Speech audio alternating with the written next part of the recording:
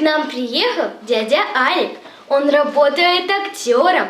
Его на много фильмов звали, в том числе и каскадером.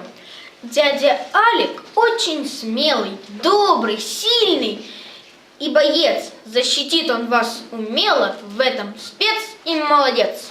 Наш дядя Алик охранял не только самых известных дам, ему свою жизнь доверял пресильный дядя Ван Дам. К нам приехал дядя Алик, между прочим, не впервые. В Сыктывкаре жил дядя Алик студенческие годы удалые. Дядя Алик хоть немножко, но все же наш земляк. Значит, высот достичь всем можно. А дядя Алик подскажет, как. Дядя